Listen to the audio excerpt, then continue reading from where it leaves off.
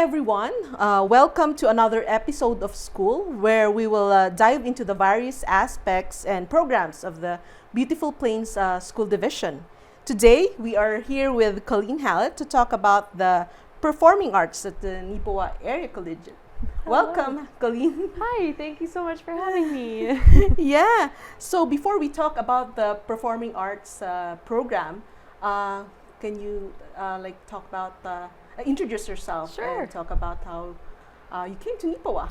Sounds good. All right. Yes. Hello, I'm Colleen Hallett. I teach concert band, jazz band, and general music at NACI here in town.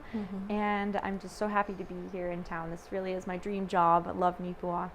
I'm from Boys Bay, Manitoba, and I grew up in concert band and jazz band, and I just knew I wanted to make that part of my life forever.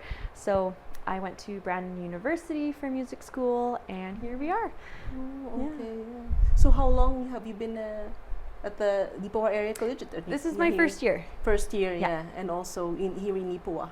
Yes, this is my first year here. Okay, yeah. wow. Looking forward to many more. Many more years. Yeah. Okay, so let's start with talking about the performing arts program. So what is it about? Can you share? Sure. Yeah, so the performing arts at NACI is sort of encompassed by multiple different courses. So we have concert band, jazz band, and I teach those along with general music, but there's also choir, which is taught by Miss Brett Klein. Miss Megan Peters teaches theater, and Mrs. Katie Martin teaches visual arts. So we kind of have this whole arrangement of courses where kids get to explore different parts of art that they like to do. And so what I do is mostly focus on instrumental music, so teaching kids how to play guitar, how to play anything from a trumpet to a flute, clarinet, saxophone, and we get to perform and put together good shows for people. Okay. So a question, are there opportunities for specialize in particular area? So you mentioned that like music is one of it, and theater and dance. So how do they choose? How do they choose the program that they want to enroll? Yeah, that's right. There's also dance. Yes, there's also dance. Yeah, Mackenzie Bell teaches dance. So the kids get to decide on elective courses. They have their core subjects, but they also have space in their timetable to take something that they just want to do for fun. And so our schedule operates on sort of a day A, day B alternating arrangement. So if they choose to take concert band on day A, then they can take any of the other arts courses on day B, and vice versa. So they have multiple chances to take a lot of these arts programs, and that will fill their block of that time slot for the whole year. So they get to alternate between their favorite things. Okay, so there's no specific grade level where they take those courses, or well, it depends on how many kids sign up. So this year I had a grade 9 band class, and then a grade 10, 11, and 12 band class. And we've got good enrollment for next year, so we're actually going to have grade 9 and 10, and then grade 11 and 12. So it just depends on sort of the year and how many kids we have versus what they want to take otherwise. So I'm not sure how it works for the other arts courses, if they have joined grades together for theater or choir, but it could be something similar. Just depends on numbers. Okay. So when they get these courses, do they need is it a preparation for when they go to the university, or just if they like to It's enroll? open for everyone, really. I have kids from all walks of life. Kids that have never played an instrument before, they've never read music, they just love it, want to give it a try. And I've got kids that want to take music in university and go on to post-secondary level music education. So really, it's open for everybody, and everyone's welcome to come and join. I've got kids that had never played an instrument before, and they're in grade 10. They picked one up this year, and they've worked super hard, and they're doing great. So really, it's open for everybody. Okay. So you have mentioned that there's a lot of interest in music, or and other programs as well? Or Yeah, we're really lucky here in Neepawa. We are very lucky to have such enthusiasm for the arts here. Coming from a smaller school myself, we had a very small concert band, a very small choir. We actually had no boys in choir when I was in grade 12, so I had to sing tenor. We had to make do.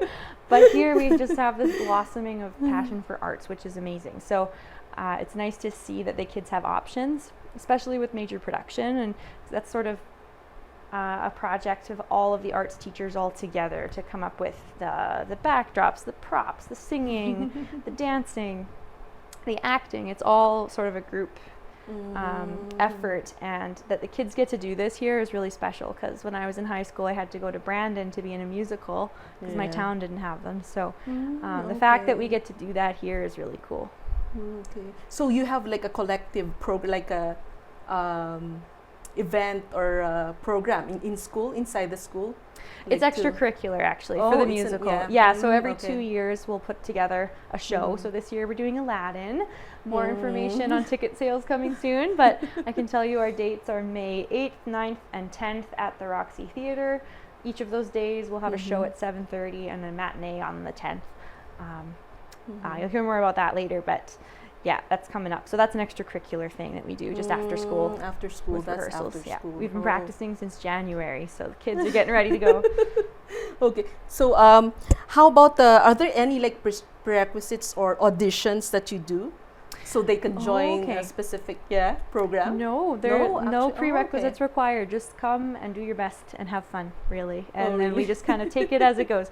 So every kid will come in with different skills. Maybe someone's played piano since they were really little and they're really good at reading music. Maybe there's kids that can't read music. We just take it in stride and kind of see where they're at, meet them where they're at, and then just help them from there. Okay. Yeah. It's kind of customized. Yeah. So what do you think is the role of performing arts in the school, inside the school? That's a good question.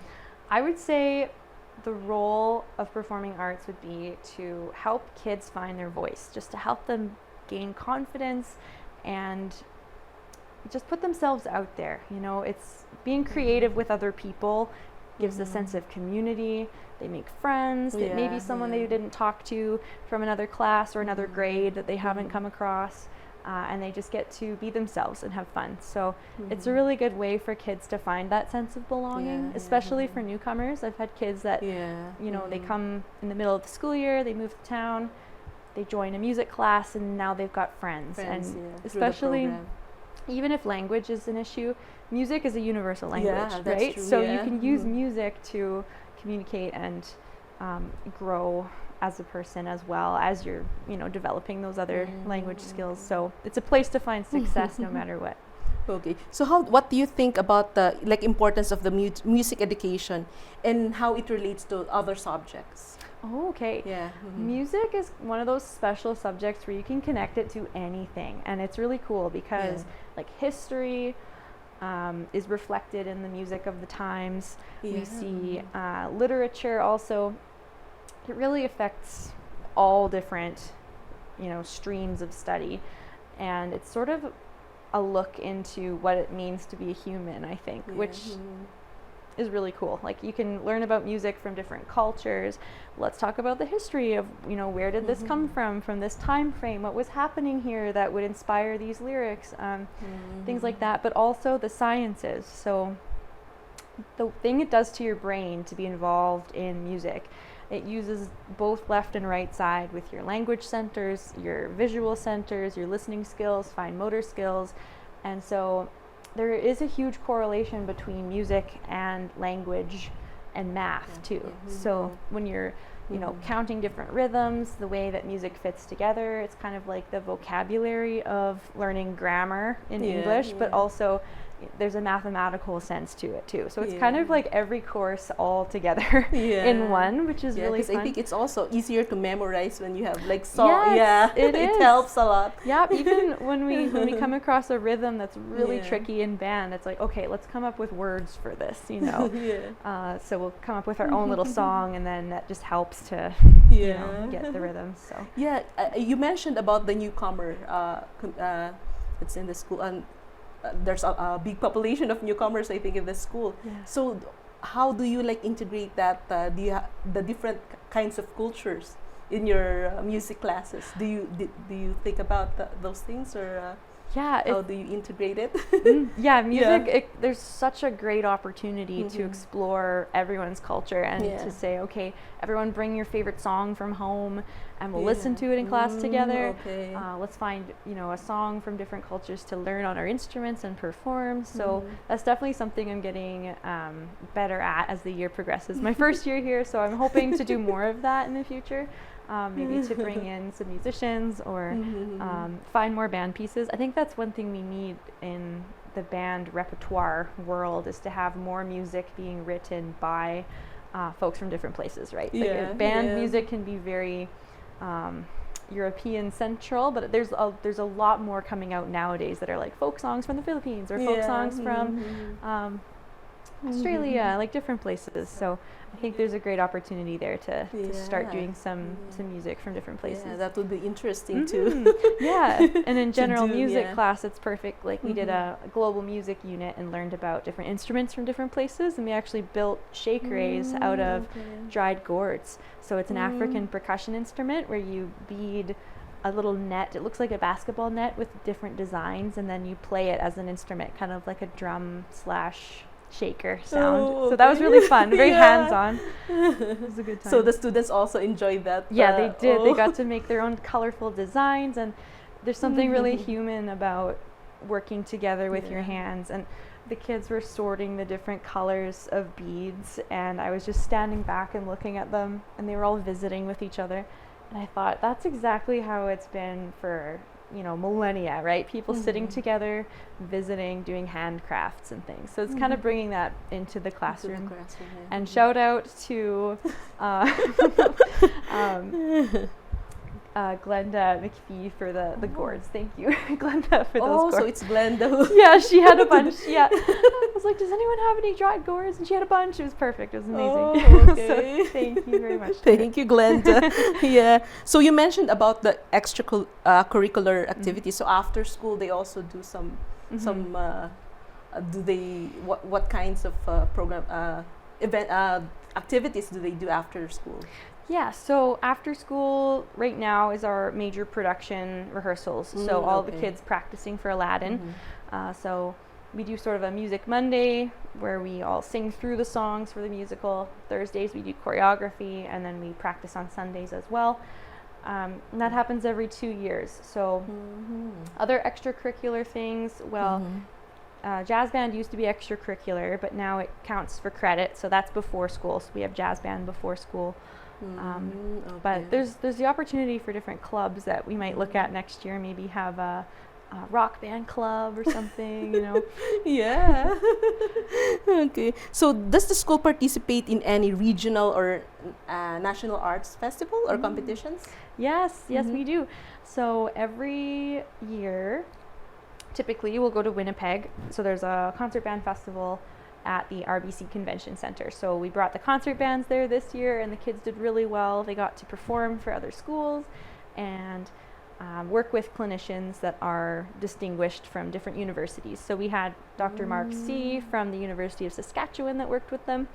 And so that was a really fun trip. And then a few weekends ago, we went to Brandon for the Jazz Festival, and we worked with other clinicians there too. So that was really fun. And we're looking at bringing back out-of-province band trips, perhaps. So on the years where we're not doing the musical, going maybe out to Alberta to do a festival out that way.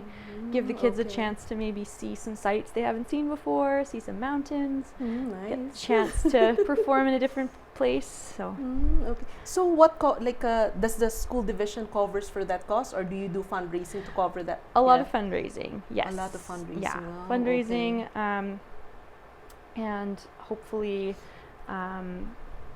through different fundraisers that we can lower the cost as much as possible for kids. I've done trips like that in the past with schools where kids have gone for less than $100 because of how much fundraising they've done. So yeah. Yeah. So how does the school support students who want to pursue performing arts at a professional or collegiate level? Do you do anything about the school as a whole, I'm not sure, but for myself personally, I try and connect them with a mentor at the university that they want to study at. So I have one student who is going on to do trumpet studies at Brandon University next year, and so she's connected now with Dr. Bach, who conducted the brass ensemble at the Roxy. Yeah. And she's taking lessons with him now and just getting ready for her audition. So kids that show that they want to go on, we'll try and connect them with someone that can help them get ready for that transition into being their student full-time at university. Yeah. Which universities has this the University of Manitoba, or U of M has a really good music program as well. The Desaulté, and then Brandon has a really strong music program as well. So we're really lucky to have those so close to us. Yeah, you don't need to like move to another province or. Yeah. Oh, okay. Yeah, we're very lucky that way. There's a huge, passion for band in Manitoba, I find. Like our Manitoba Band Association is thriving, and the festivals, there's a lot of options. So we're very lucky to have that here. Yeah. So here in Neepawa, I think we have like choirs, and so there are also like students participating in those. After, there's a few kids I think that are in some of the community choirs. Yeah, I've seen a few at different concerts. Yeah. Oh, okay. Yeah, that's good to know. So what do you think are let's go to the challenges that you're facing in the music program? Okay, the biggest challenge right now is the fleet of equipment. So the instruments that have been at the school since the 80s and 90s are now starting to really fall apart. And so the challenge is making sure that each kid has a functioning instrument, because there's so much that can go wrong with a saxophone. There's all the different keys, there's things that fall off, and so just general wear and tear over the years. Things come unsoldered and they'll just fall off mid-rehearsal. So just finding a way to bring new instruments in to gradually replace the old ones, but also get usable ones replaced with fixed so that they're still functioning. That's something I'm working on right now, is actually going through our entire inventory and trying to find, what needs fixing, what's playable. And so that's a big thing, because you never want to turn a kid away because you don't have enough equipment, right? And with our enrollment, and kids are really interested in band, and we're kind of right at our limit of how many instruments we have, especially since the middle school opened up. So we share all of the instruments with the middle school as well. So I've applied for a grant last December to see if we can maybe purchase some more, but I'm waiting to find out on that one, hopefully. But we do accept donations. So if anyone in the community has an old clarinet or something in the basement, you want to donate it, that's always appreciated. We'd love to have it. It'll go towards helping a kid become, a participant in band. That would be good. So that's the biggest challenge, is just equipment and space. Plus the band room is really small, so when we do full rehearsals, it's very squishy, and it's like shoulder to shoulder. You can't even move. So looking forward to the possibility of a new band room if we get a new school. I hear that's in the works. Yeah, that would be good. Yeah. So for those, I wasn't able to ask this. So for those participating, the students who are participating in that program, so they don't need to bring an equipment. It's all provided. And that's something unique to our school. I've been to other schools where kids are primarily in charge of getting their own equipment through third-party music stores. So St. John's Music or Long and McQuaid, they can rent instruments, but it's really expensive, which is a barrier. So what we try and do is limit the amount of barriers facing kids and just provide the equipment.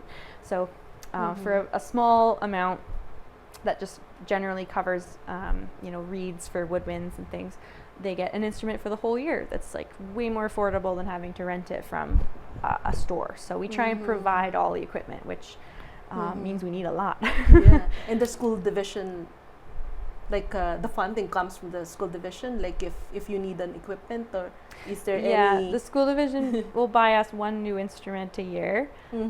And the school, we have a bit of money for one or two a year, but with the rate we're growing at, we need more. Lots more. It's expensive, and the average instrument is like $1,000 to $2,000. So I definitely think we have one of the most expensive rooms in the school. It's a lot of stuff. Yeah. So if there would be more like students who will be more interested, like more than what we have now, that would be a major problem. Yes, definitely. Yeah. Okay. And we don't want that to ever be Yeah. a reason a kid can't Yeah. participate. So, yeah, we're looking at creative solutions for making sure everyone has something. Yeah. And I think the community is really helpful when you do a fundraising. Yeah. Yes. Yeah. Yes. Everyone really Everyone pitches steps in. up. Yeah. Okay.